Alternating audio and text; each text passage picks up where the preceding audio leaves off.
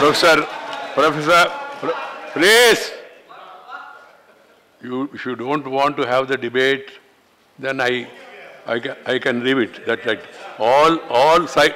भाई आपको जब आपको सूट होता है आप वहाँ उंगली दिखाते, वो जब उनको सूट होता है वो उंगली दिखाते. मेरा कहना ये है सब लोग शांत चित्त से बैठ के be tolerant towards other views, be tolerant towards the mandate of the people. That is democracy. We have to understand that. Professor Ram Gopal Yadav ji.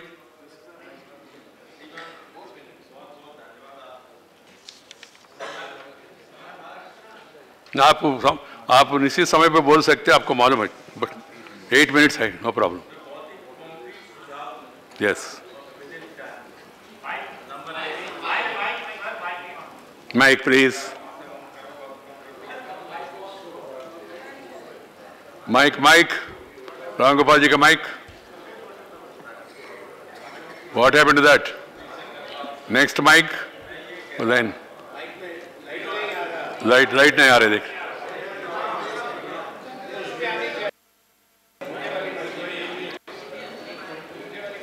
Please.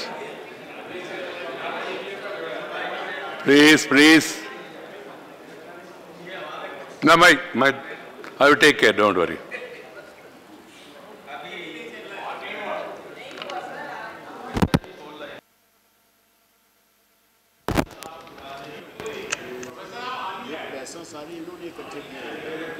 The lines are beautiful.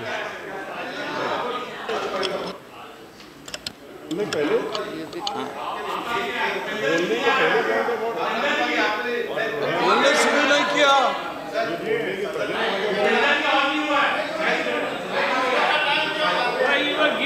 Sir, is a privileged member. He is intervening on every speaker. He is not intervening here. He is saying something. Please. This is something very. बोलने के पहले सदन में हम कोई भी तथ्य रखते हैं और कोई भी विषय अगर हम रखते हैं उसकी पूरी जिम्मेदारी हमको लेनी चाहिए. माननीय मंत्री जी ने बीच में कपिल सिब्बल जी के लिए कहा और उन्होंने तुरंत कहा कि एफसीआरए के मैटर में मैं अपीयर नहीं हुआ. आप बहुत बड़े वरिष्ठ काउंसिल हैं जो आपका रेफरेंस था. बट सर मैं सदन की टेबल पे पीटीआई की 15 जनवरी की न्यूज़ रखता हूं. मेरा ये कहना है, मैं किसी को एलिगेशन नहीं करना चाहता हूं, लेकिन उस न्यूज़ में क्लियर है कि कपिल सिब्बल जी उस मैटर में अपीयर हुए. You have to authenticate if you are. Yes sir. और मेरा दूसरा ये कहना है, जिस कंटेक्स्ट में वो है ललिता जी मुझे पूरा बोलने दो ना. मुझे पूरा बोलने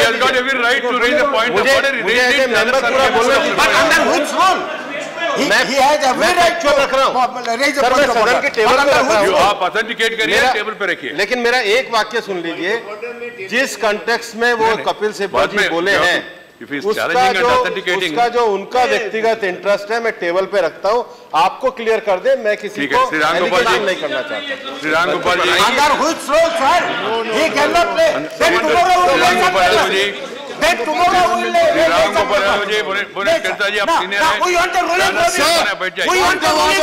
Sir, point of order. Ram Gopal ji. Sir, point of order. What is your point of order? The rule I'll get. You cannot table a document without prior notice to the table. You cannot come across like this. It's against the rules of this house. Right. He has so given, they cannot be. He has asked my permission. I have given it to him. So it's not table. No. Please. No. Derek, please. उनको बोलने दीजिए. No, that's fine. But you cannot come and table a document. Let us wait. Kapil ji, please.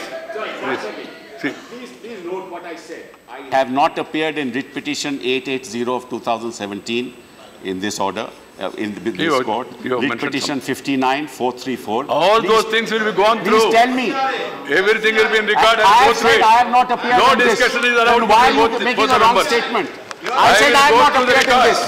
I will go through the record. This is Bhupendra जी आप छोड़ दीजिए. Next, Shri Ram Gopal ji. No, please, Kapil Sibal ji, please. I will go through the record. No, you don't worry. Yeah, what you have said is recorded here. Please, This is not going on record now. What you have said have gone on record. I will go through the record and act strictly as per the record only. Don't worry. I will not make any interpretation also. मान्यवर, मेरे बहुत concrete सुझाव है। अभी एक राष्ट्र एक चुनाव की बात कही थी भूपेंद्र जी ने। हम जानते हैं अमेरिका में हाउस ऑफ रिप्रेजेंटेटिव का जो कार्यकाल 2 साल होता है, हर 2 साल बाद चुनाव होता है। उसके बाद 2 साल बाद 4 साल जैसे ही होती हैं राष्ट्रपति का चुनाव होता है, और हर 2 साल बाद 1/3 सीनेट का डायरेक्ट जनता से चुनाव होता है। पूरे हर 2 साल में अमेरिका चुनाव में ही रहता है। अमेरिका बहुत पिछड़ गया, हिंदुस्तान बहुत आगे चला गया। अगर मेरा सुझाव है कि अगर चुनाव, जहां चुनाव हो, बहुत पहले से कुछ लोगों ने मांग की थी, जहां भी, चाहे केंद्र का चुनाव हो, लोकसभा का चुनाव हो, चाहे राज्यों के चुनाव हो, चुनाव होने से 6 महीने पहले निर्वाचित सरकारों को इस्तीफा देना चाहिए और केंद्र में सर्वदलीय सरकार होनी चाहिए, राष्ट्रीय सरकार। राज्यों में राज्यपाल करेंगे, लेकिन उनको एडवाइज करने के लिए 3 सिटिंग जजेस का, हाई कोर्ट के जजेस का पैनल होना चाहिए, जैसे मिनिस्टर्स होते हैं, और उनकी राय मानने के लिए राज्यपाल इसलिए बाध्य होना चाहिए कि बहुत सारे, मैं राज्यपालों पर कोई एस्पर्शन नहीं कर रहा हूँ, लेकिन उनकी पॉलिटिकल बैकग्राउंड होती है। जनता का विश्वास जीतने के लिए ज़रूरी है कि एडवाइजरी बोर्ड हो और वो भी निष्पक्ष लोगों का हो। तो कराइए चुनाव, सरकार इस्तीफा दे, सारे राज्यों की सरकार इस्तीफा दें 6 महीने पहले, चुनाव से पहले, और 6 महीने पहले जो अधिकारी सेंसिटिव पोस्ट पर पोस्ट किए गए हैं, all of them should be transferred, whether they are chief secretaries, whether they are DGPs, whether they are principal secretaries home. Number 1.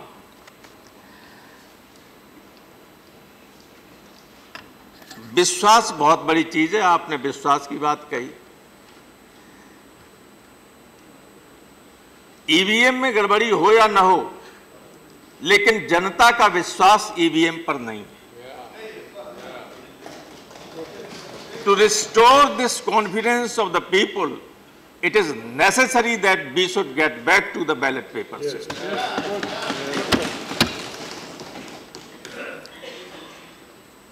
एक बहुत अच्छा सुझाव प्रधानमंत्री जी ने भी दिया था, भूपेंद्र जी ने दिया था, और मैंने बहुत पहले इलेक्शन कमीशन के सामने भी ये मामला रखा था कि ग्राम पंचायत की जो वोटर लिस्ट होती है और म्यूनिसिपैलिटीज़ की और म्यूनिसिपल कॉरपोरेशंस की, वही लिस्ट होनी चाहिए विधानसभा और लोकसभा के चुनाव की, क्योंकि हम सब लोग भुक्तभोगी हैं।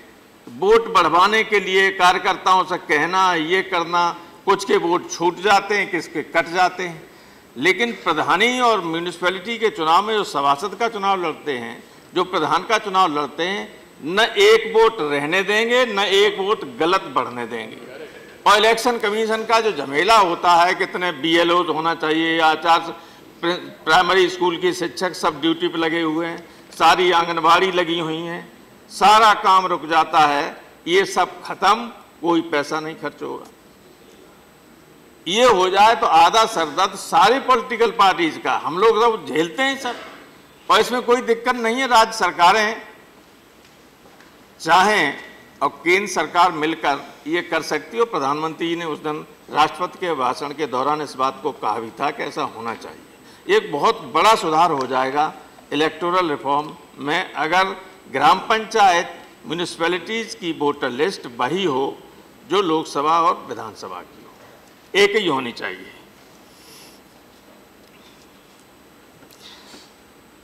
एक के जो बहुत बड़े पैमाने पर जो चुनाव होते हैं, तो हमने देखा है कि हवाई अड्डे पे जाइए तो एक तरफ जाने कितने, जैसे साइकिलें खड़ी होती हैं वैसे हेलीकॉप्टर और छोटे छोटे जहाज खड़े होते हैं। मेरा सुझाव ये है कि स्टेट, चाहे प्राइवेट प्लेन हो, चाहे हेलीकॉप्टर्स हों, और बड़े पैमाने पर जो पोस्टर छपते हैं, ये सारे के सारे अगर यूज किए जाते हैं और किसी एक कैंडिडेट के क्षेत्र में वो जाते हैं तो वो खर्चा भी पार्टी पर जुड़ता है, वो कैंडिडेट के खर्च में जोड़ दिया जाए।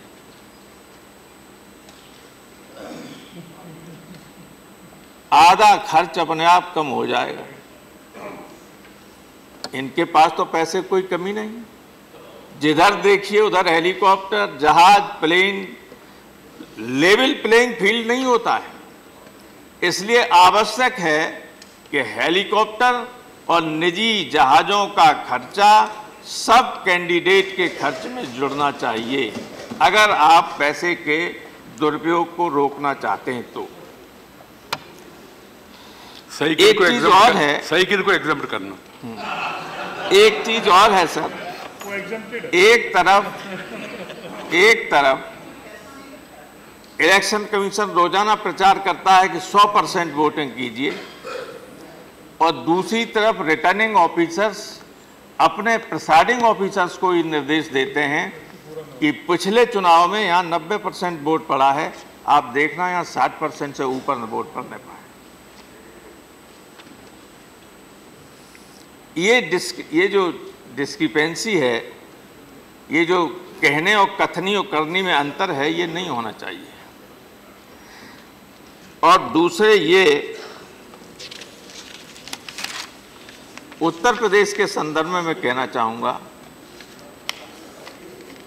और मेरा एस्पर्शन नहीं है इलेक्शन कमीशन के ऊपर, लेकिन चाहे वो मुलायम सिंह यादव की सरकार रही हो, चाहे अखिलेश यादव की, जब जब ये सरकारें रहीं तब मुख्यमंत्री की कम्युनिटी से जुड़े हुए सारे डिस्ट्रिक्ट मजिस्ट्रेट और एसएसपीज का ट्रांसफर किया गया।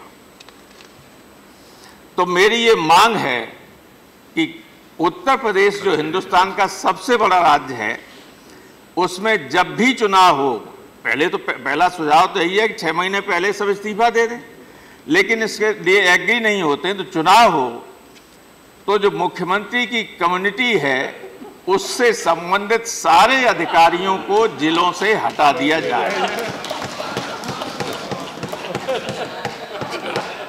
36 जिले 75 में से एक कम्युनिटी के कलेक्टर, एक एसपी, आपने कभी देखा ऐसा? जब ये होगा तो वो कलेक्टर और एसपी एज पार्टी एजेंट काम करने लगते हैं। आप 4 लोगों को बर्दाश्त नहीं कर सकते। केवल 8 यादव थे कलेक्टर उत्तर प्रदेश में, जब अखिलेश के जमाने में 8 ट्रांसफर कर दिए। मैंने अपने जिले में किसी अधिकारी यादव को पोस्ट नहीं होने दिया। मैं जानता था कि इलेक्शन कमीशन हटा देगा। एक एडिशनल एसपी था, उसी को ट्रांसफर कर दिया गया। Right, please. इसलिए मैं ये कहता हूं, इसलिए मेरा सुझाव है कि अगर सही माने में कोई इलेक्टोरल रिफॉर्म करना चाहते हो तो चुनाव से 6 महीने पहले सरकारों को इस्तीफा दे देना चाहिए और राज्यों में राज्यपाल का शासन हो और देश में एक नेशनल गवर्नमेंट हो। Thank you. बहुत बहुत धन्यवाद। धन्यवाद रामगोपाल जी।